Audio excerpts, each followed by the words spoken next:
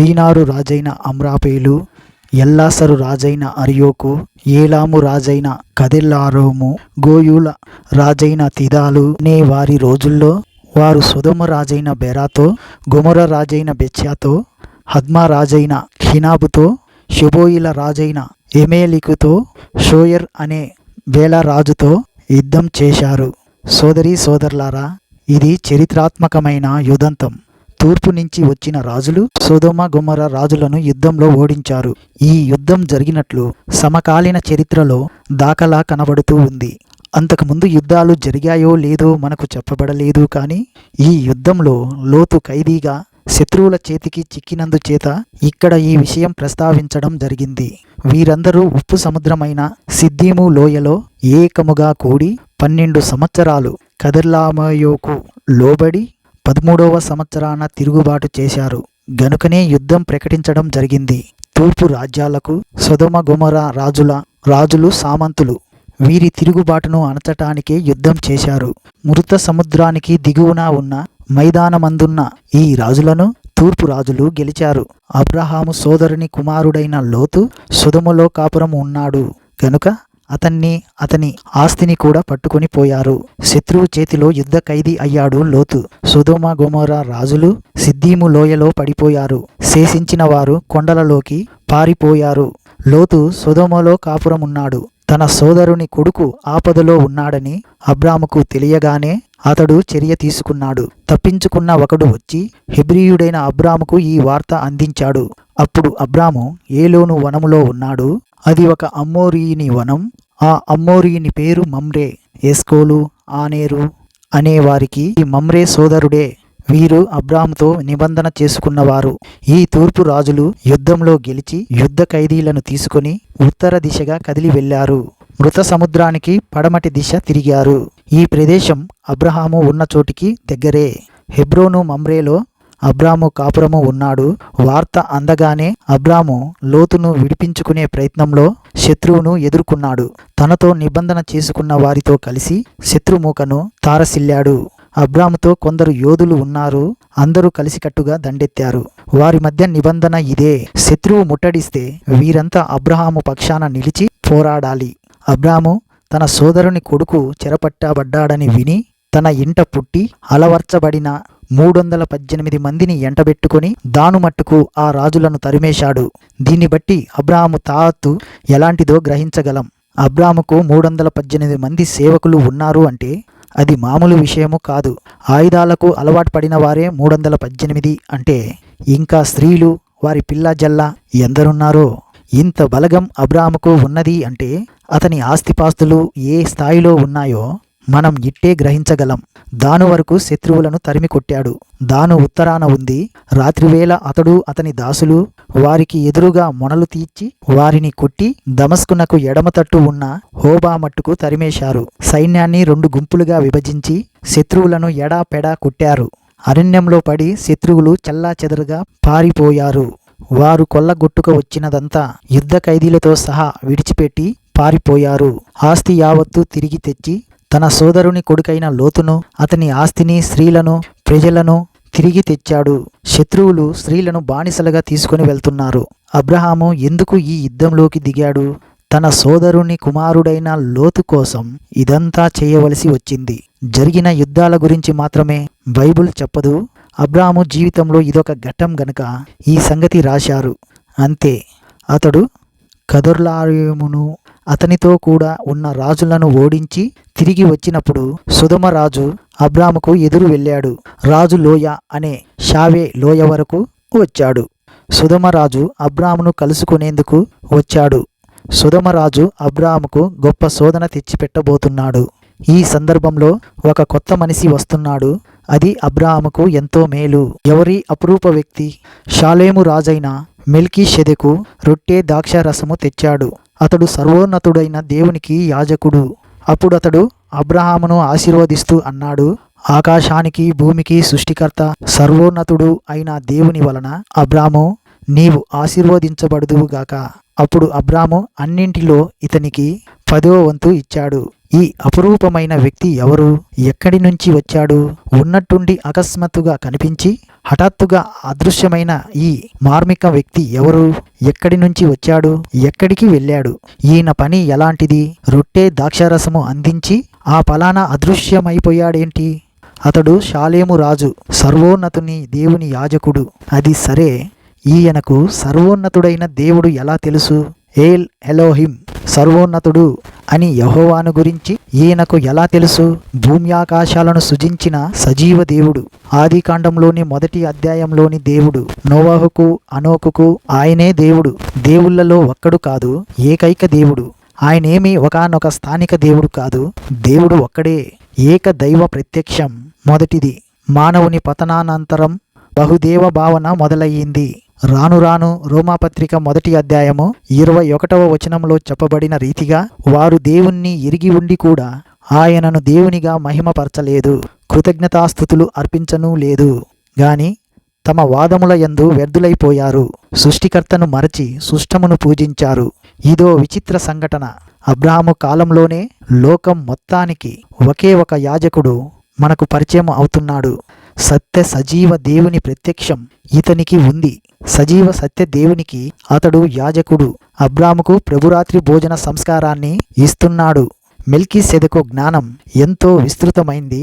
అతడు పరమార్థ జ్ఞాని. మెల్కీసెదెకు పేరు బైబిలులో 3 సార్లు వస్తుంది. ఆదికాండంలో ఒకసారి, కీర్తన గ్రంథంలో 110వ కీర్తన 4వ వచనం. మెల్కీసెదెకు క్రమము చొప్పున నీవు నిరంతరము యాజకుడవై ఉందువని యెహోవా ప్రమాణము చేసి ఉన్నాడు. ఆయన మాటను తప్పనివాడు. ఇది క్రీస్తును గురించిన ప్రవచనం. ఇక 3వసారి హెబ్రీ పత్రికలో మెల్కీసెదెకు పేరు తరచుగా వినిపిస్తుంది. అయితే ఆదికాండంలోని మెల్కీసెదు వృత్తాంతాన్ని హెబ్రీ పత్రికలో పేర్కొనలేదు. అసలు ఆదికాండం కుటుంబాల గ్రంథం, వంశవృక్షాల గ్రంథం కదా. ఆదికాండంలో ఏ వ్యక్తి పేరు చెప్పినా అతని తండ్రి పేరు, గోత్రం పేరు తప్పకుండా చెప్పబడుతుంది. మరెందుకో మెల్కీసెదు పుట్టు పూర్వత్రాలు బైబిలులో ఎక్కడా కనబడవేంటి? ఆద్యంతము లేని యేసుక్రీస్తు యాజకత్వానికి మెల్కీసెదెకు ముందు గుర్తుగా చూపబడటం విశేషం. యేసుక్రీస్తు సేవ, ఆయన చేసిన బలియాగం, యేసు మన ప్రధాన యాజకుడై అతి పరిశుద్ధ ప్రదేశంలో ప్రవేశించిన వైనం మెల్కీసెదెకులో ఛాయామాత్రంగా కనిపిస్తాయి. క్రీస్తు యాజకత్వం హారోను క్రమమున అనుసరించినది. రాజుగా క్రీస్తు, అబ్రహాము దావీదు కుమారుడు. మత్తయి సువార్త ఈ విధంగానే క్రీస్తును పరిచయం చేస్తుంది. యోహాను సువార్త 1వ అధ్యాయము 1-14 వచనాలలో ఆదియందు వాక్యము ఉన్నది, వాక్యము దేవుని వద్ద ఉంది, వాక్యము దేవుడై ఉంది, ఆ వాక్యము శరీరధారి అయి కృపాసత్య సంపూర్ణుడుగా మన మధ్య నివసించింది. తండ్రి వలన కలిగిన అద్వితీయ కుమారుని మహిమ వలె మనము ఆయన మహిమను కనుగొన్నాము. ఆయన నిత్య దేవుడు.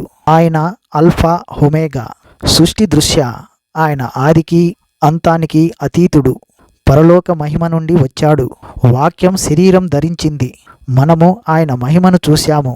మెల్కీసెదెకులో మనము ప్రభు యేసు చిత్రపటాన్ని తేటగా చూడగలం. ఈ మెల్కీసెదెకు వచ్చి అబ్రాముకు రొట్టె ద్రాక్షారసం అందించాడు. ఏమిటి దీనికి అర్థం? 1 కొరింథీ 11వ అధ్యాయం 26వ వచనంలో ప్రభు రాత్రి భోజనాన్ని గురించి మాట్లాడుతూ పౌలు అన్నాడు, మీరు ఈ రొట్టెను తిని ఈ పాత్రలోనిది త్రాగేటప్పుడెల్లా ప్రభువు వచ్చే వరకు ఆయన మరణాన్ని ప్రచురిస్తారు. అంటే మెల్కీసెదెకు ముందుగానే యేసుక్రీస్తు మరణాన్ని ప్రచురిస్తున్నాడు అన్నమాట. అందుకే మెల్కీసెదెకు అబ్రామును ఆశీర్వదిస్తున్నాడు. ఆకాశమునకు భూమికి ప్రభువైన దేవుడు ఏల్ ఎలోహిం అబ్రామును ఆశీర్వదించునుగాక. అప్పుడు ఆ కాలంలో లోకమంతటికి యాజకుడు మెల్కీసెదెకే. ఇప్పుడు లోకమంతటికి ఏకైక ప్రధాన యాజకుడు యేసుక్రీస్తే. అయితే యేసు యాజకత్వం హారోను క్రమానికి అతీతమైనది. అది మెల్కీసెదెకు క్రమానికి చెందినది. హారోను యాజకత్వం ఇశ్రాయేలుకు సాక్ష్యపు గుడారానికి పరిమితమైనది. క్రీస్తు వ్యక్తిత్వం హారోను క్రమానికి చెందిందే. నీ శత్రువులను నీ చేతికి అప్పగించిన సర్వోన్నతుడైన దేవుడు స్తుతింపబడునుగాక. అంతటా అబ్రాము అన్నింటిలో అతనికి 10వ వంతు ఇచ్చాడు. ఆరంభంలోనే అబ్రాము మెల్కీసెదెకుకు దశమ భాగము చెల్లించాడు. దశమ భాగాలు చెల్లించే విధానము అతనికి ఎలా తెలిసింది? దేవుడే స్వయంగా ఈ విషయమై అతనికి ప్రత్యక్షం అనుగ్రహించాడు. ఇంకా అనేక అంశాలు ప్రత్యక్షంలో ఆయనకు తెలిసి ఉంటాయి. ఏ విషయంలో సందేహము లేదు. రాజు ఇవ్వజూపుతున్న కానుకలను అబ్రహాము తిరస్కరించాడు. సొదొమరాజు అబ్రాంతో అన్నాడు, మనుషులను నాకిచ్చి ఆస్తి నీవే తీసుకో. సోదరీ సోదరులారా, ఇది గొప్ప శోధన. అలనాటి హమ్మోరబీ శాసనాల ప్రకారము అబ్రహాముకు విజేతగా మనుషులపైన, ఆస్తి అంతటిపైన హక్కు ఉంది. సొదొమరాజు తెలివిగా మాట్లాడుతున్నాను అనుకుంటున్నాడు. మనుషులను నాకివ్వు, వస్తువులు నీవు తీసుకో. సొదొమరాజు ఇచ్చింది అబ్రాము తీసుకొని ఉంటే ఏం జరిగేదో మీరు ఆలోచించగలరా? శ్రోతలు, ఎవరైనా అబ్రాహామును దేవుడు ఆశీర్వదించాడు అంటే సొదొమరాజు దానికి ఏమని అనేవాడు? అదేమి కాదు, అదంతా నేనిచ్చిందే, దేవుని దీవెన ఏమీ కాదు. అది అబ్రాముకు తెలుసు కాబట్టే రాజుతో అబ్రాము అన్నాడు, ఆకాశానికి భూమికి సృష్టికర్త సర్వోన్నతుడు అయిన దేవుడు యెహోవా ఎదుట నా చెయ్యి ఎత్తి ప్రమాణము చేసి ఉన్నాను.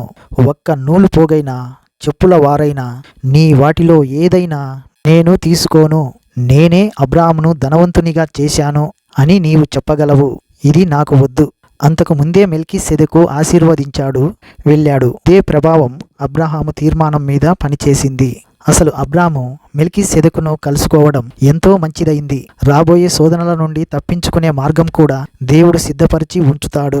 1 కొరింథీ 10వ అధ్యాయము 13వ వచనం ఏం చెప్తుంది? సాధారణంగా మనుషులకు కలిగే శోధన తప్ప మరేదీ మీకు సంభవించి ఉండలేదు. దేవుడు నమ్మదగినవాడు. మీరు సహింపగలిగినంతటి కంటే ఎక్కువగా ఆయన మిమ్మలను శోధింపబడనీయడు. అంతేకాదు, సహింపగలుగుటకు ఆయన శోధనతో కూడా తప్పించుకునే మార్గాన్ని కూడా కలుగజేస్తాడు. దేవుడు అబ్రాహాముకు శోధన తప్పించుకునే మార్గం కలుగజేశాడు. అబ్రాహామును ఎవరూ ధనవంతులు చేయనక్కర్లేదు. దేవుడు అనుకుంటే, దేవుడు చేస్తే అబ్రాహాము సంపన్నుడు కాగలడు, లేకపోతే లేదు, అంతే. అబ్రాము రాజుతో అంటున్నాడు, ఈ పడుచువారు భుజించినది తప్ప నాతో కూడా వచ్చిన ఆనేరు, ఎస్కోలు, మమ్రే అనే వారికి ఏ ఏ భాగాలు రావాలో ఆయా భాగాలు మాత్రం వారిని తీసుకోనియ్యి. అంటే ఈ యువకులకు హక్కు ఉంది. వారు ఏది తీసుకోవాలో అది తీసుకోవచ్చు, తీసుకోమనండి. నాకు అభ్యంతరమేమీ లేదు. నాకు మాత్రం అందులో ఏమీ వద్దు, నేను తీసుకోను అంటున్నాడు అబ్రాము. సోదరీ సోదరులారా, అబ్రహాముకు లోతుకు మధ్య ఎంత వ్యత్యాసముందో చూచారా? లోతు అబ్రాంతో ఉన్నాడు, తిరిగాడు, సహవాసం చేశాడు. అబ్రహాము సౌశీల్యాన్ని చూశాడు. అబ్రహాము ఆధ్యాత్మిక సుగుణాలను స్వయంగా పరిశీలించాడు. సర్వశక్తుని బలిపీఠం ముందు అబ్రహాము ఆరాధిస్తుంటే అంతా చూచాడు, పాల్గొన్నాడు. ఇన్ని అవకాశాలు ఉన్నా లోతు శరీరానుసారంగానే ఉండిపోయాడు. లోతు ఆధ్యాత్మిక విషయాలను చూచాడే కాని ఎన్నడూ అనుభవించినవాడు కాదు. లోతు అనే మాటకు అర్థం తెర, ముసుగు. ఈ పేరు లోతుకు అక్షరాల తగిందే. లోతు లోక సంబంధి, లోకాన్ని ప్రేమించిన శరీరానుసారి. దేవుడా లోకమా అంటే లోతు లోకాన్నే కోరుకున్నాడు. అతనికి ఆధ్యాత్మిక విలువలు తెలియదు. లోకం అతన్ని మోసగించింది. అతని గాథ విషాదాంతం. దేవుని పక్షంగా నిలిచి ఉన్నతాశయాలతో బ్రతికే వారికి ఉన్నంత నిండుదనం లోతుకు లేదు. అతని ఆధ్యాత్మిక జీవితానికి లోతు అసలే లేదు. అందుకే ఇప్పుడు అబ్రాహామును గురించి జ్ఞాపకం చేసుకుంటాము. అబ్రహాము సొంత సోదరుని కొడుకే లోతు. అయినా లోతు పరాజితుడు, అబ్రాహాము విజేత. దేవుడు 2 మన ముందు ఉంచి వాటిలో ఏదో ఒకటి కోరుకోమంటాడు. అయితే అబ్రాహాము లోతుకు అవకాశం ఇచ్చాడు. నీకు ఏ భూమి కావాలో కోరుకో అన్నాడు.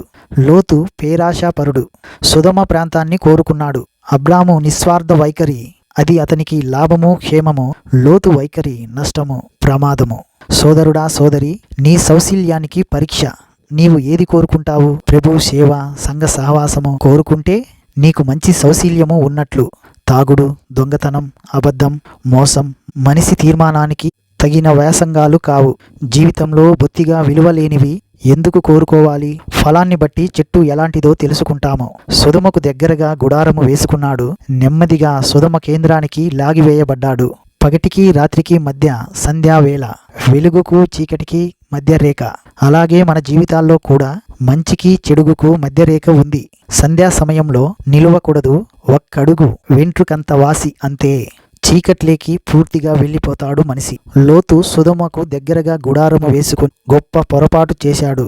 సొదొమ అతన్ని లోపలికి లాగేసింది. సొదొమ మనుషులు పాపంలో బరితెగిన మనుషులు. లోతుకు అదేమీ పట్టలేదు. అతనికి కావలసినదంతా లాభము, పదవి, శరీర తృప్తి. క్రమేణా అతని ఆధ్యాత్మిక జీవితం అడుగంటిపోయింది. ధనాపేక్ష సమస్త కీడులకు మూలం. లోతు సొదొమలో ఆర్థికంగా గొప్పవాడు అయ్యాడు కానీ ఆధ్యాత్మికంగా నైతికంగా భ్రష్టుడైపోయాడు. కొందరు అని ఉండవచ్చు, అబ్రాహాము తెలివి తక్కువవాడు, అతడు కూడా సొదొమకు వచ్చి ఉంటే గొప్పవాడు అయ్యేవాడే. లోతు యుద్ధ ఖైదీగా శత్రువుల చేతిలో చిక్కినప్పుడు అబ్రాహాము అతన్ని తప్పించకపోయినట్లయితే అతడు జీవితాంతం శత్రురాజ్యంలో బానిసగా మగ్గిపోయి ఉండేవాడే. అప్పటికైనా పరివర్తన వచ్చిందా అంటే అదీ లేదు. మళ్ళీ పాత జీవితంలోనికి, మామూలు బ్రతుకులోకి దిగజారిపోయాడు.